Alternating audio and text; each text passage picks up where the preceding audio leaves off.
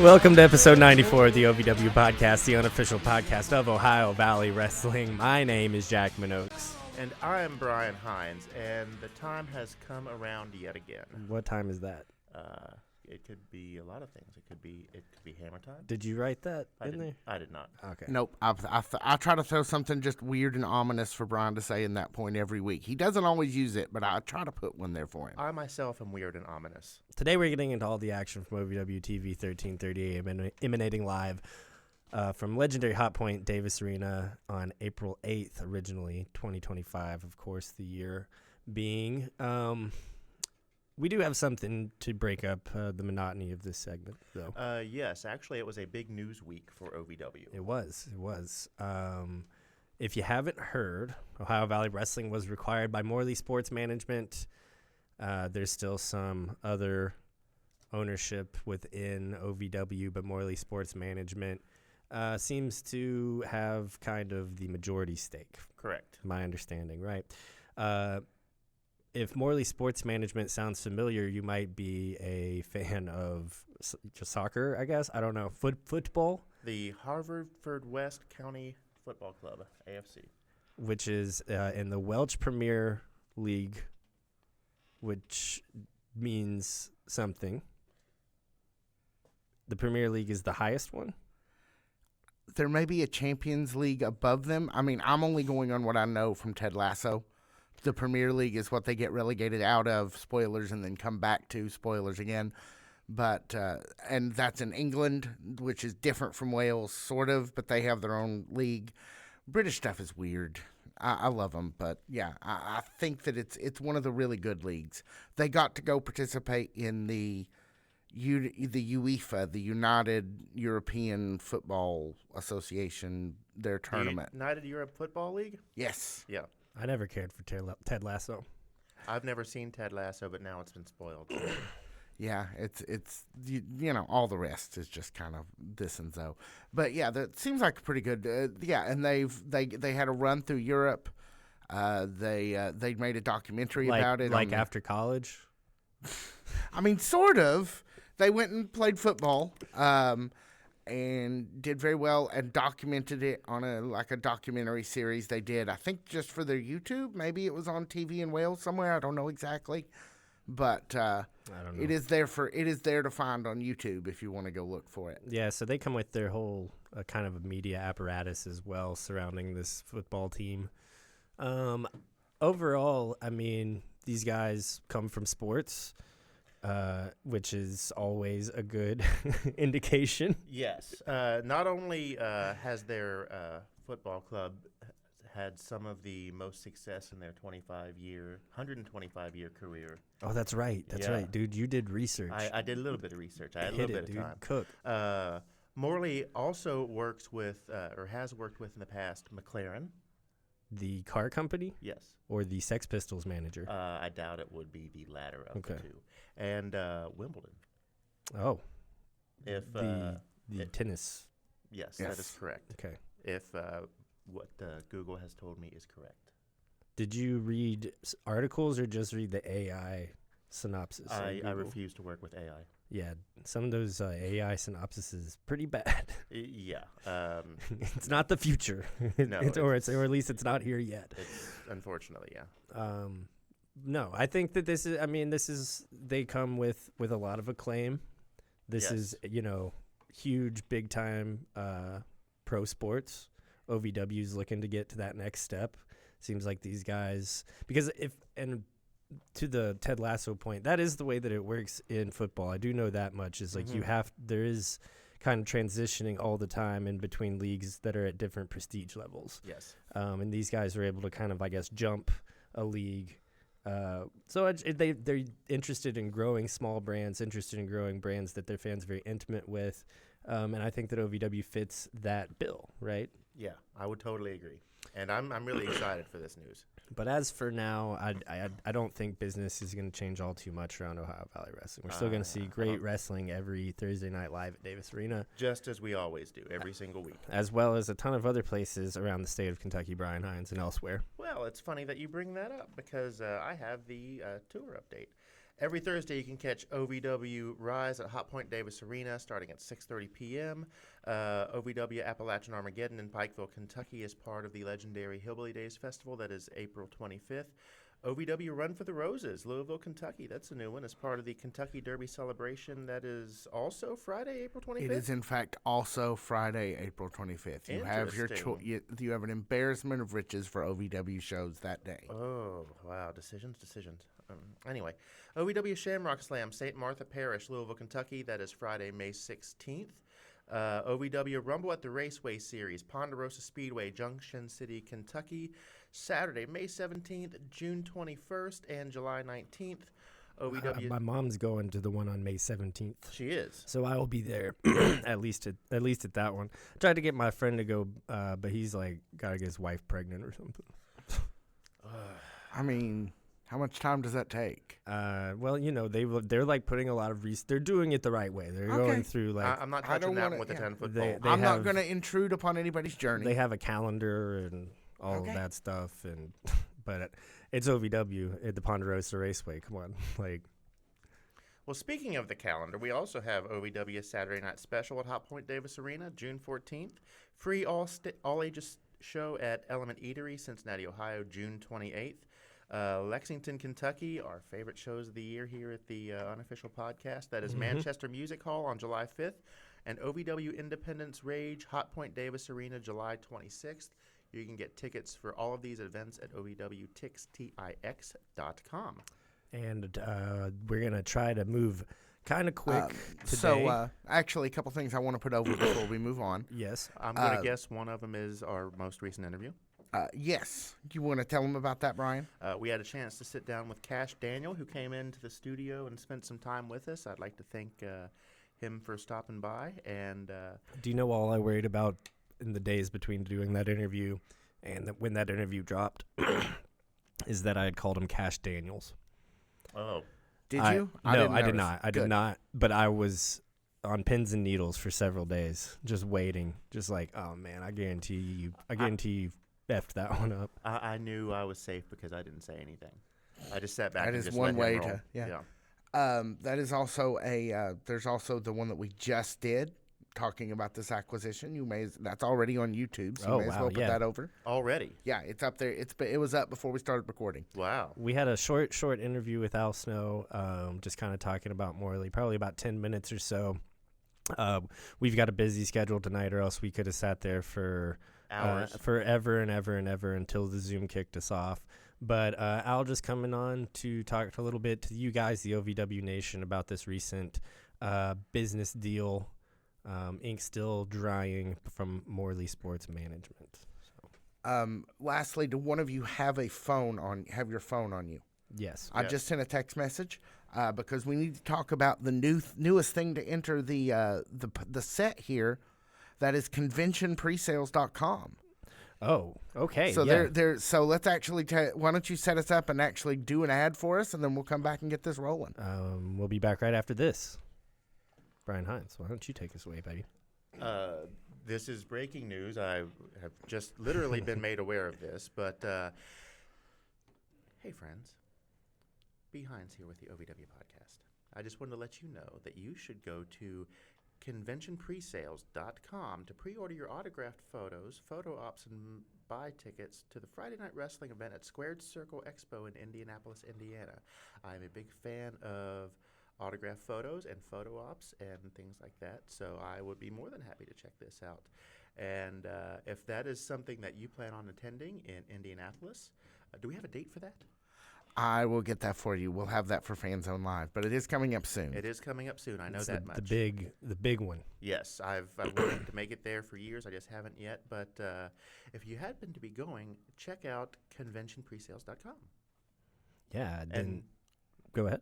Oh, and now back to our regular. Well, we are. I do want to take a moment to thank them. Yeah, and thank you, Convention Presales. I was going to do that after the ad per se, but yes, thank you so very much. That's all I really had to add. Oh well, on behalf of everybody on the podcast, we officially would like to say thank you. Thank you very much, Convention Presales. Visit Convention Presales for all of your autograph needs, right? Autograph and other for the exclusive Squared Circle items for Expo. the Squared Circle Expo. Yes. All right, guys. Let's get back into the OVW podcast here. Do we have the video? Let's just show the video without context before we jump into it. For anyone who hasn't seen it, let's just see the video. That's how I the do whole love a little. episode started. Yep. Here we go. We of course see Star Rider here. He's laughing at himself. We don't have the music here, but there is some creepy ass music playing, and He's got Really, this whole scene is about the maniacal laughter. oh yeah, I mean, that really made it. and those really made it creepy. grade school scissors. yeah. Some hedge. I love when he clippers. points. Watch, here he goes. Oh, somehow that makes me really happy. So Star Rider's cut off his mask. He's kind of dangling it in front of the mirror. He's laughing maniacally. He's taunting himself almost. He's a bad guy. He's a bad guy. That's all we need to know, really. Yeah, unhinged. He's unhinged. He's cut off his original mask. More on that later. All right. Into the kind of first thing that we see in the evening that's not Star Rider, we see an in-ring interview with Linda Kay and the newly crowned OVW Women's Champion, Sophia Rose. Huge reaction for Sophia Rose. Absolutely. In kind of her crowning moment here. Or not her crowning moment, but this is when she comes out and waves, right? This is when she comes out and addresses this is the her fans. first official interview after Mhm. winning the women's title at March Mayhem. And then we kind of see what will end up being, I'm sure, a long list of competitors after Sophia's title. Carter Kaufman, of course, takes the time to congratulate her, but reminds her something that you would never forgot, that Carter Kaufman, prior to Sophia Rose, held the only pin on the then OVW Women's Champion. That's right, kids. We see Maddie the American Baddie. We see Leela Feist. We see Freya the Slayer. We see lovely Miss Larkin.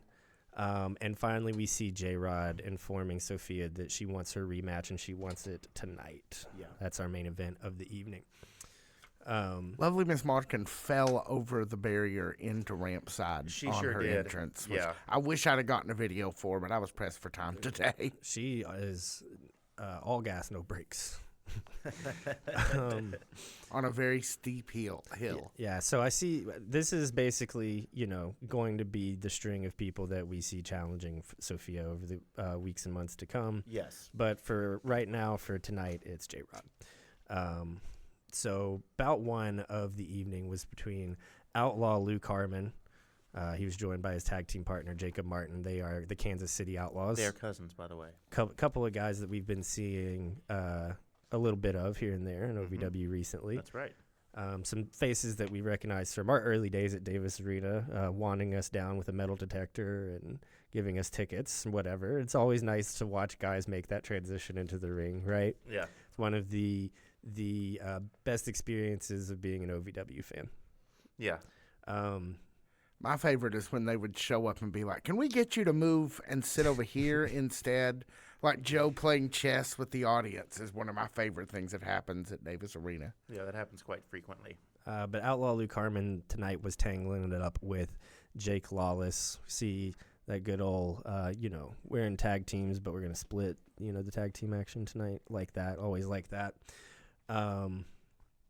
Jake Lawless, surprising to not see him with Ryan Von Rocket after that they just won the championship this past Saturday night. I thought that was interesting as well. I figured if Sophia Rose was going to come out and address the crowd and get her moment in the spotlight, we would at least see both of them in action, but that was not the case. It was Flawless Jake Lawless, one half of the new OVW Tag Team Champions, in action, and that was where we started this week in terms of actual in-ring action and not an interview. Let's see Flawless Jake Lawless here. Love that Up and middle through. ring. Oh, that's so smooth. Up and through, roll through. What would you call that? Like a front cutter, like a front face lock cutter? Can we see it again? Oh yeah, we sure can. Do you notice that little headbutt? But yeah, let's roll it back here. Up and over, springboard. Boom. Almost like a front cutter, but also kind of like just a face slam into the mat. Watch this though. Pow. Headbutt. Yeah. Giant headbutt. I wonder if he's Now watch this. Now we all know Ryan's move in this moment. right? Kind of Ape and Little Ryan different. style a little Boom. bit. But it's a headbutt instead of a kick. Yeah, right to the I right to actually, the pills. I actually love that. Yeah. You know, paying homage to your tag team partner, putting your own flair on it. They've never their appeal as a tag team never has been that they're dressed exactly the same or that they even come from like the same era of rock and roll. They don't You know, need they're to. just two cool rock and roll dudes. They've got the same spirit. Yeah, I love the change on it from Jake Lawless there. Yeah. We do see this match is not as straightforward as you would have thought it would have been, though. With Jake Lawless, maybe just an indication that he's feeling really comfortable in a tag team setting. Let's go ahead and see our next clip. We see not only Jacob Martin on the outside distracting Jake Lawless, but opening up an opportunity there for Luke Hartman. Big the move. DDT. Yeah, the big DDT and a near fall. And that's not the only chicanery we saw this evening. Let's see our next clip, please. Shannon the Dude. Out of nowhere, AJZ comes to the ring Jake while the ref is distracted. Ref's distracted. Jake Lawless is distracted. AJZ, big scoop, and what does AJZ call his finishing maneuver? It's absolutely brutal. Lays Luke Hartman over. Luke Hartman ends up getting the pin as counted by referee Alice Lane, giving kind of an upset victory to Luke Hartman on behalf of Jake Lawless here. Yeah, I fully expected Jake Lawless to walk away with the victory in this case, but no, due to outside interference from AJZ, he goes home empty-handed, unfortunately. Take us away on our next match here. So let's see. Our next match, we've got the Mammoth, Donovan Cecil, versus Strictly Business, Brandon Beretta. Gobble, gobble. Yeah, I loved the match graphic for this. This was something that I really, really, really wanted to see. Did you see your friend, The kindest boy? the kindest boy ever, giving him the gobble gobble Oh, yeah. when he came to the ring? He'll give That him was hell, one of my man. favorite He parts. gives him hell down there. Yeah. These are just like two Black Trunks, very serious guys. But Donovan Cecil just kind of makes a habit out of letting everyone know how big and dominant and powerful he is. And he's kind of, when you're a guy Brandon Beretta's stature, even though you do come from this like wrestling background, this MMA background, it's kind of tough for you to take like a choke slam that elevates you 9 feet in the air. Yeah, or at whatever. least 9 feet. I remember thinking, my God. He does end up playing to his strengths. Brandon Beretta does. He goes for a few choice kind of, MMA style locks, arm bars, et cetera, but it kind of seems like Donovan, just through sheer power, always has an answer to those predicaments, right? Yeah. Let's go ahead and see our first clip here.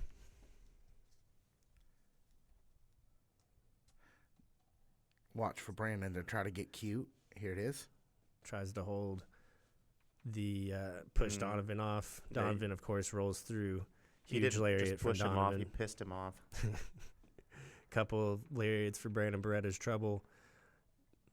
Tries to go for a third. There it is. And then there's the aforementioned, You want to see that was almost part from the again? second story. just a wreck, just an absolute wreck. Oh, it's such a great camera angle on it too. And Yeah. Brandon Beretta goes sideways to sell it, which was a wonderful visual. Let's go ahead and see our next clip, please. This is actually the finish. Donovan Cecil's up, Mm-hmm. the high rent district.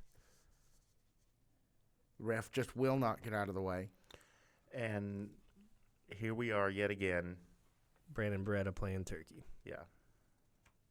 It's I think it possum. did. I think it did something to his head, dude. It's not playing turkey. It's playing possum, right? No, I think you can use both. See, he pushed the ref into the corner. Finally, the ref's like, I'll get out of the way. And a superplex from Brandon Beretta. Off the top rope. And that's enough, Mm-hmm. unfortunately. Yeah, very devious and tricky on the part of Brandon Beretta. I mean, this is Brandon Beretta since he's lost the turkey suit. He's like, I know I can take people to the edge. I know I can take people to the limit.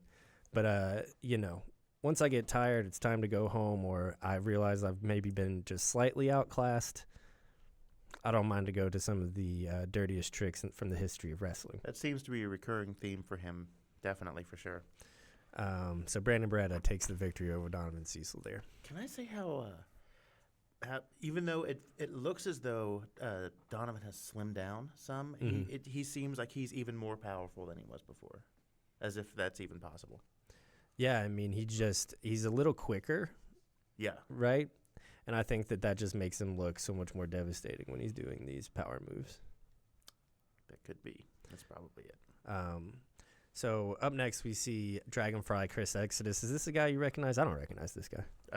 No, I do not. I think it's his debut. I missed whether or not the announcers made it official, Yeah, but I've never like seen him in 2 years. I feel like they said yes. He's in a match tonight against the OVW Rush Division champion Super Z. Super Z still taped up. Nice little match here from debut from Dragonfly Chris Exodus. Yeah, it was. I kind of like him. I think he's got a interesting look. I think he's got a bright future in OVW. I think he needs a haircut and probably some shampoo. And I'm not one to judge, but I think that might do him some good. Well, to be fair, everybody could use a haircut and a shampoo every now and then. Yeah, actually, no matter who you are, that's just good advice. That's just good thing. That's just a good tenet to live your life by. Yeah, haircut right up and there with shampoo a wear every once in a sunscreen. while. I don't go outside enough for that. Yeah, I try to avoid it if I can.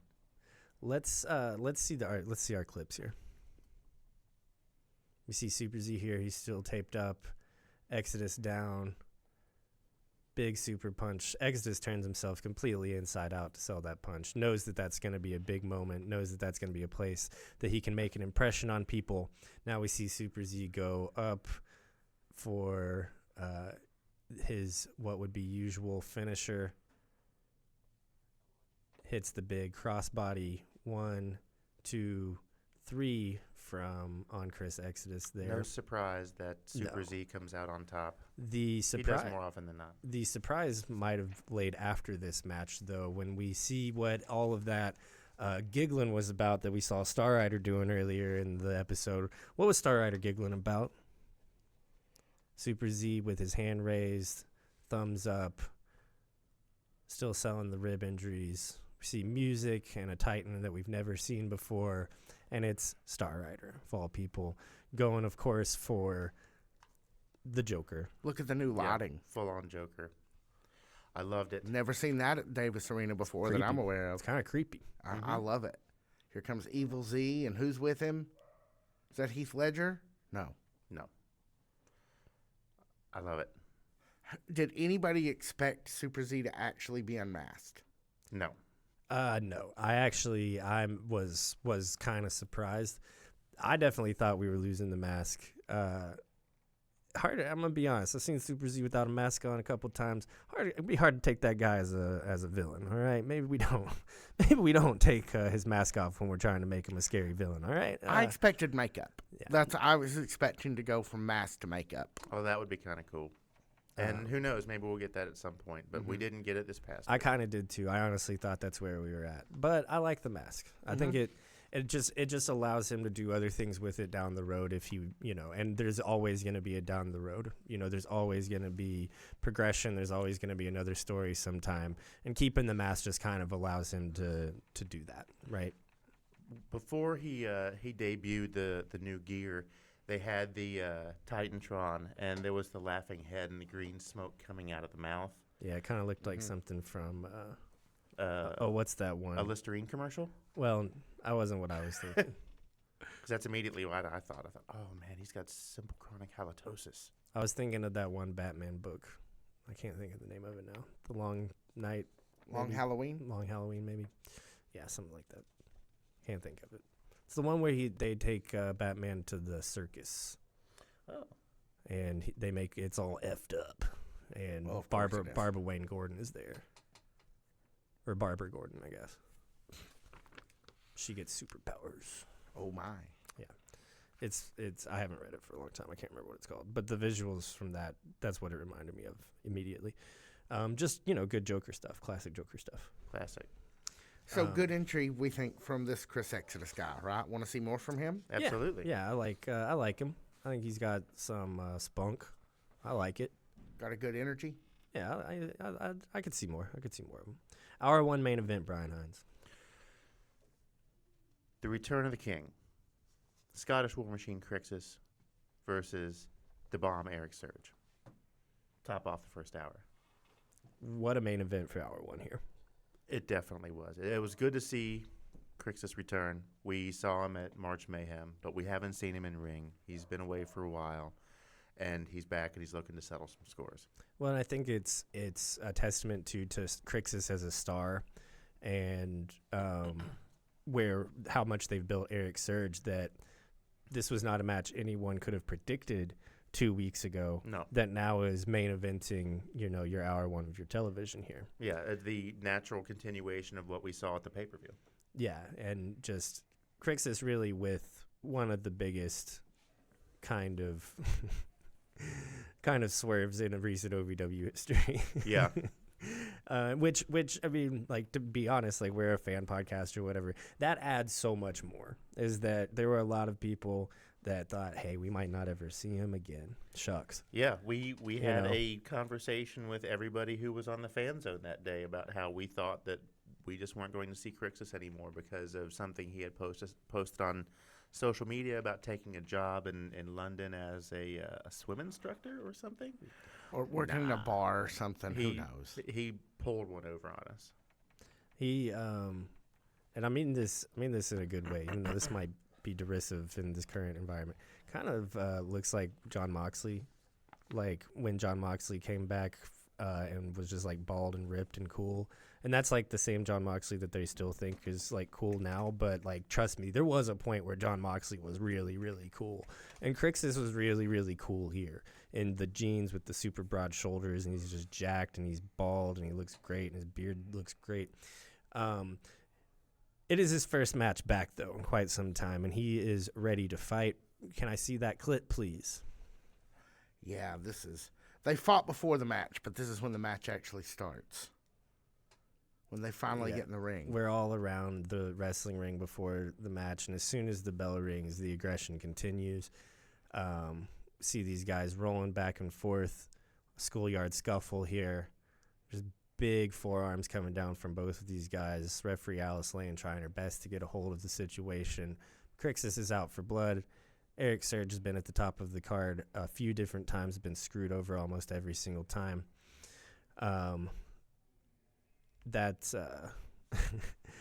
What did you think of this match, Brian Hines?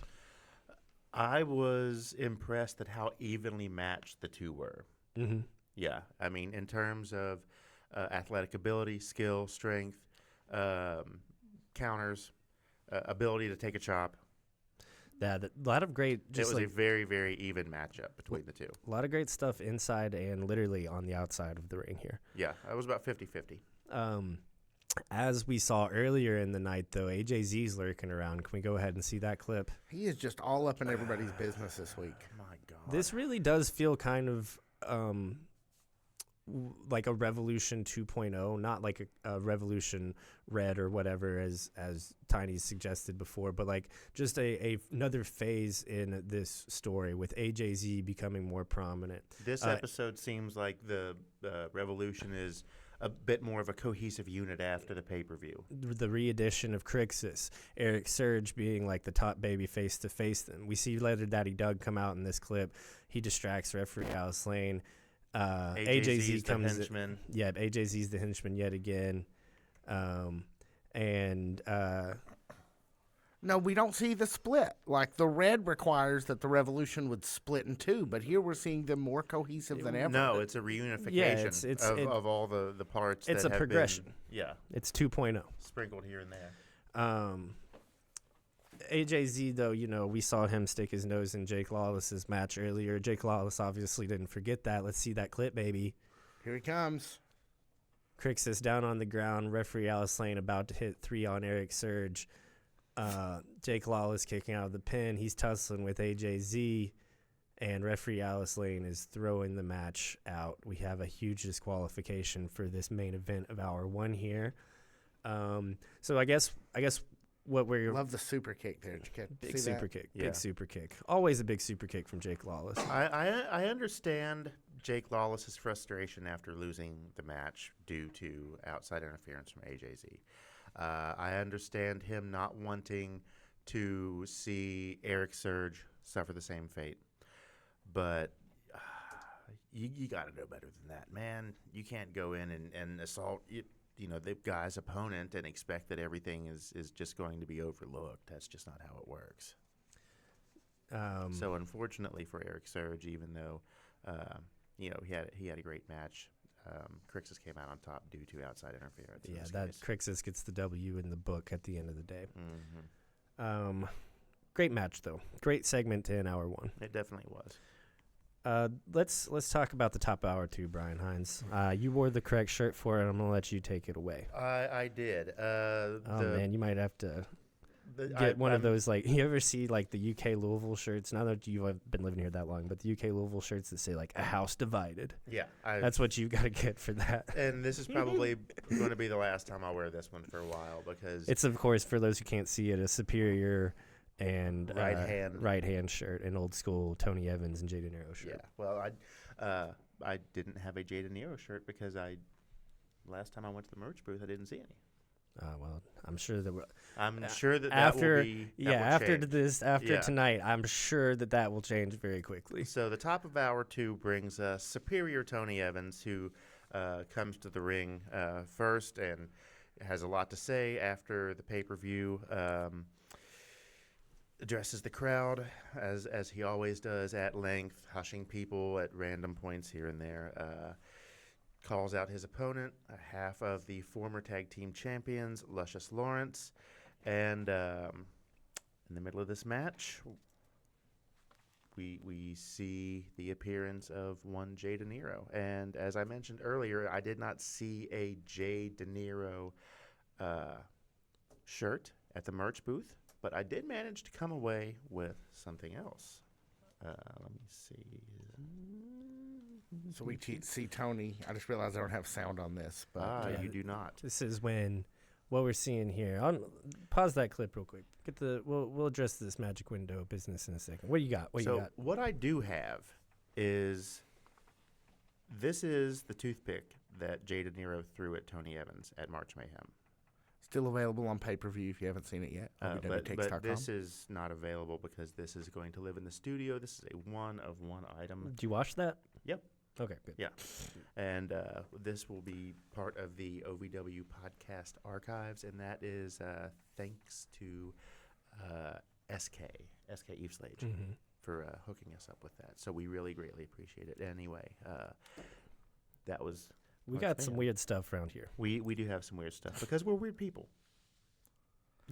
Okay, I mean, for what it's worth, I love when you bring home the weird stuff, but you are usually the one collecting the weird stuff.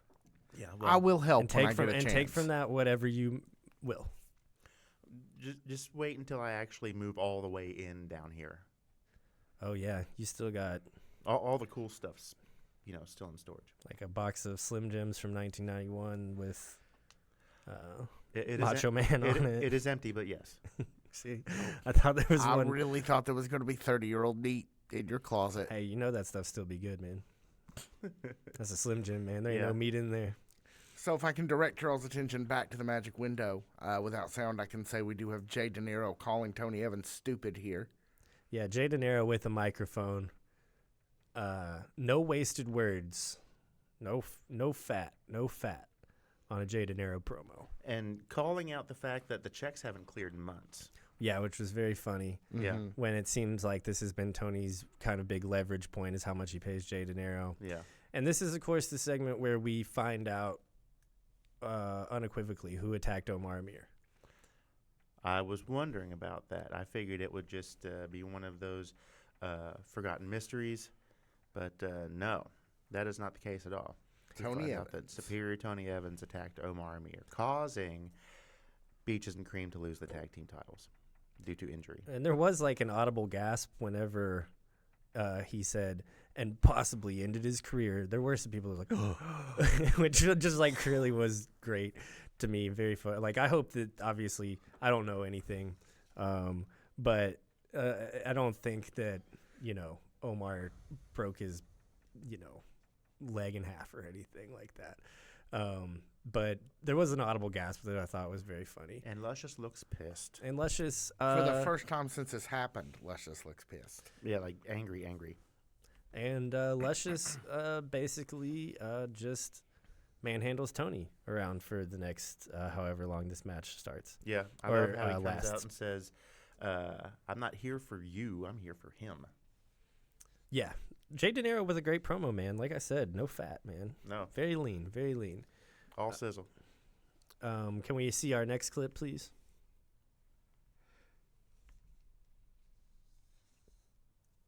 And all of a sudden it's deciding to be weird. Move. Yeah, and It's par for the course. Play. If you were wondering what we meant by Luscious Lawrence manhandling Tony Evans, hopefully you're about to see it. Do we have the clip here where he throws Tony to the outside, and Jay De Niro, Tony kind of looks up at Jay De Niro longingly? Is that the clip what that I'm we trying have? to get to here. Yeah, I We don't know have why a it's suddenly not. still. We have a still image. Let me see if what I can do here. We call it a still image because we're still waiting. We might be out of clips for the rest of the show. Ooh. Well, why don't we jump? I'm going to jump quickly ahead and just see if it's... No, it appears to be just that one. Okay. Unfortunately. All right. So, sorry about that, gentlemen. That's all right. That's all right. We can wrap it up. Tony Evans gets beat by Luscious Lawrence here. Yeah, and Tony and Jay very much leaves him out to dry. Oh, You can see Jay kind of lingering at the bottom of the ramp there. Yeah, with the smirk on his face. And I do think if he doesn't have T-shirts yet, it's about time. Get some not superior, the right hand to just De Niro. Yeah. Yeah, I think it's about time. People are very excited for this, what begins, what is looking to be the beginning of a Tony, not a Tony Evans face run, a Jay De Niro face run. If you can call it that. No, I would. I mean, I'm excited for it, but even then, he's still as menacing as he ever was, and I don't think that's ever going to change. We did kind of have what feels like a kind of jam-packed hour 2 here. Let's move on with it with the Only Bros and Los Desafios up next. Two of our favorite tag teams around here. Yes. Squaring off. A story of kind of, and commentary put this over, story of kind of the Young Bucks, the less experienced team versus the more experienced Los Desafios, right? I did feel as if these guys had some pretty good chemistry, though. I think that for kind of a mid-card tag team feud, Los Desafios and Only Bros could be a lot of fun. This was a fantastic match. Maybe maybe my favorite match of the evening. I'd probably say it was my favorite match of the evening. Yeah. The Only Bros came out hot, looking great. It seems as though we didn't see them at March Mayhem, but it seems as though since we have seen them last, they've grown by leaps and bounds yet again, as if I wasn't sure that was possible, but yet here we are. And Los Desafios coming out looking as sharp and strong as the competitors as they always are. Not as much dancing in this one, so I was a little disappointed, but there was a little bit of dancing, so it's okay. Well, and we have, I think, kind of what amounted to be a really great night for for Maximo Suave here. Yeah. Maximo Suave spent an incredible amount of time in the ring during this match, and took it kind of in equal parts, both from Troy and from Star. Mm-hmm. And I always love to see good Maximo Suave. Like one of our first kind of people around here. There we go. There's the dancing. Yeah, we're always gonna have some dancing in a Maximo Suave match. But Maximo really pulling a lion's share here in this match. Yeah. Let's go ahead and see our first clip. Yeah, the thing is falling apart here, guys. We may have to be take the window. We're down for now. clipless. Well, my computer has freaked out, Oh, so no. we're gonna keep working towards it. But you guys just move on, and we'll see what we can get to. Okay, that's okay. We're kicking it old school here on the OVW podcast. What was that? Are we okay? All right. I'll take your word for it, P.S. Throughout Some good teamwork from Los Desafios. Always. We do see that that kind of as we move toward the end of the match, that the Only Bros are just a little too slow to break up the pinfall, and Los Desafios take away the victory here. Yeah. Probably the right call on a Thursday night for Los Desafios to take home the victory. Yeah, I'd say so. Well, I mean, it is what it is. Up next was a match between Leela Feist and Lovely Miss Larkin, two of the biggest up-and-comers in the women's division. What did you think of this match, Brian Hines? If the last match wasn't my favorite match of the night, this was right up there with it. And my favorite part is I love how Lovely Miss Larkin comes to the ring like she just got called down to contestants row and Price is Right, but she has no idea where the stairs are or how to get there or how this works or if she's even on TV. It's just a total mess trying to get to the ring, but it's par for the course for her, and it's always going to make for an exciting match, especially with Leela Feist. She's just kind of, to speak to your point, yeah, she's just kind of an undeniable presence on television. Yeah. Miss Larkin is. And Leela Feist is getting there. From the Leela Feist that we were seeing in her debut to this version of Leela Feist, we've come a long, long, long way. Even from a few weeks ago. I agree. I totally agree. And I don't think that's in any small part, not only due to how hard Leela Feist works, but that there's a lot of new talent in the women's division. And there's a lot of people that are kind of that Lovely Miss Larkin, obviously, but that Maddie the American Baddie promo, I just can't get it out of my mind. I don't know if it was good or bad or otherwise, but I'm fascinated by it. The fetch promo? Yeah, the Elsa, when she calls Freya the Slayer Elsa. Yeah. Let it go. You're just around a lot of new people, and you're around a lot of kind of fully formed people that have been around, and when you're Leela Feist, you're also absorbing all of that. Well, with the amount of influx of talent in the women's division, the bar has been raised, and you either have to step it up or step out of the way, and Leela Feist has definitely stepped it up. And she tried to step out of the way of that invisible knife, which apparently she can see, Lovely Miss Larkin can see, and Linda Kay can see. Yes. So that's 3 confirmed on who can see the invisible knife. Yeah. I would like a counter of this. I think it's important journalistic information for us to take track who can see the knife and who can't. Kind of a surprise, though, I think, that Leela Feist took home the victory over Lovely Miss Larkin. I was surprised as well, and it probably has everything to do with the fact that she can see the invisible knife. She knew where to look. Yeah, she knew where to look, so, that eliminated the element of surprise, and Leela Feist came out on top.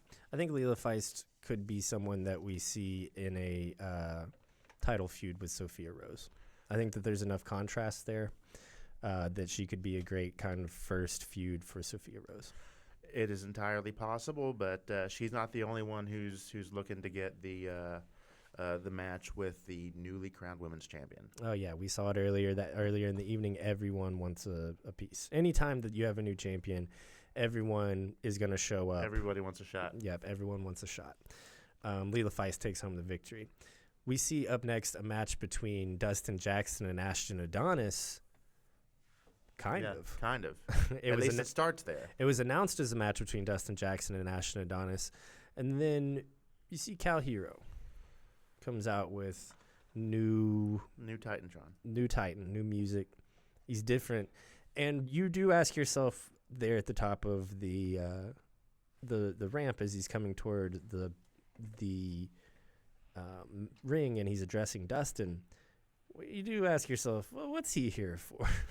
I was very curious as to what he was doing in the middle of this match, because I did not expect to see anybody come in and ask to take the place of one of the participants. I don't think I've ever known that to happen in 40 years of watching wrestling. And I've never known, almost more importantly, for Cal Hero to beg. That's true. Cal Hero's in a sore spot right now. I think he's a little shook. between what was going on with him and Jamin Olavinci. Obviously, a change happened there, but you just came off of a loss at the pay-per-view for the... Not only that, but loss by countout because you were knocked out outside of the ring by Mount Kadim. Brutal way to lose. Yeah. Dustin Jackson, being the upstanding babyface that he is, says, I don't know, Cal, you're hurt, and I don't even know if it really works this way. I don't know if you're even really allowed to do this. I don't know if you're allowed to come out and ask for a match.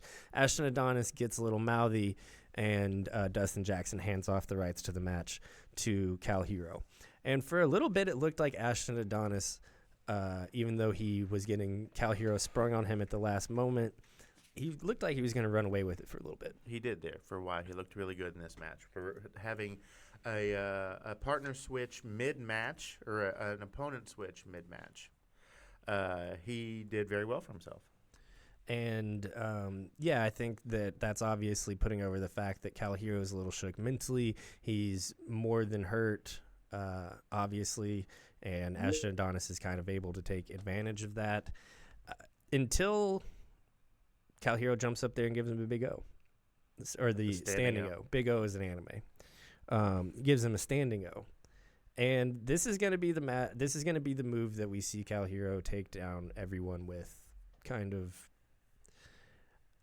for a long time. Is what it's looking like for a really long time, and it is just such a cool, deadly move that you can.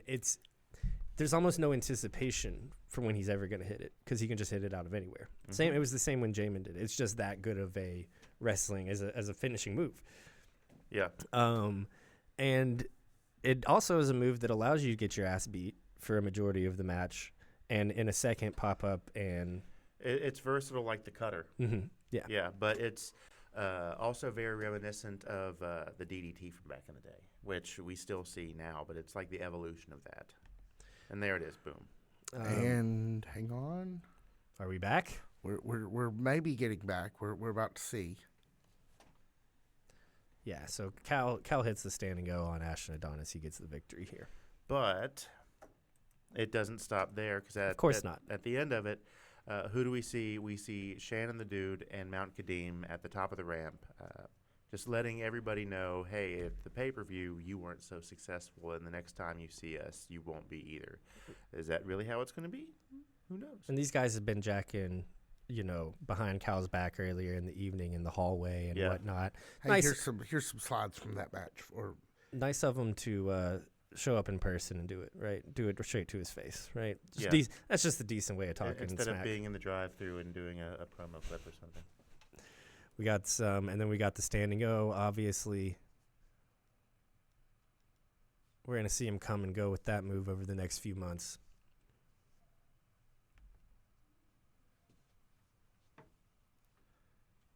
And then, here comes the revolution to get him.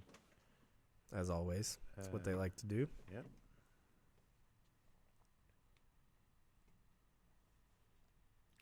I want more stand-up.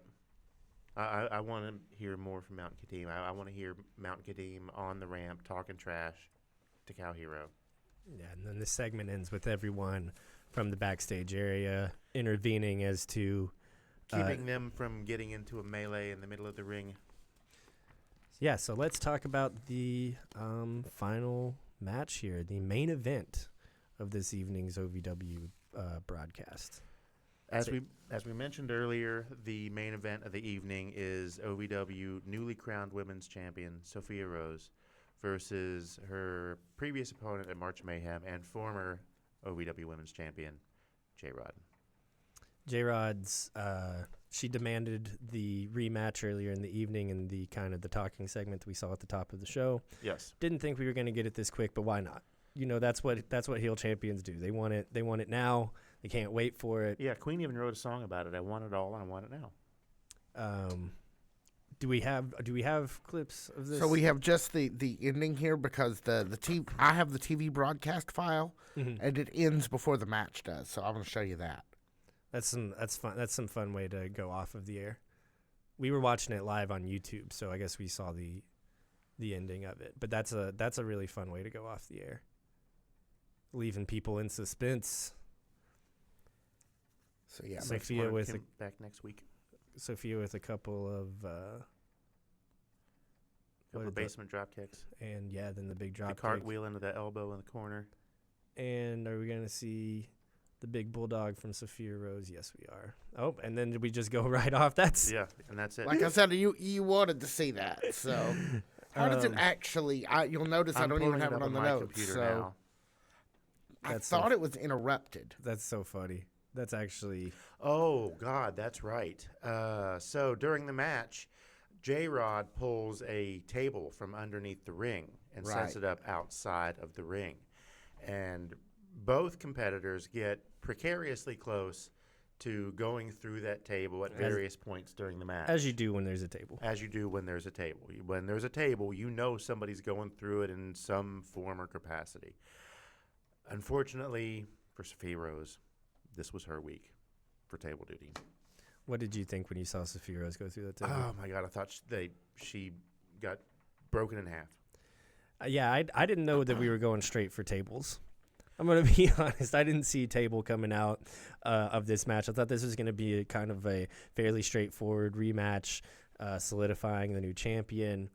And that's we did see that, but I didn't think we were going for low blows and tables. I didn't either. I didn't expect that we would get a low blow out of J-Rod or that the match would be called for Sophia Rose because of that.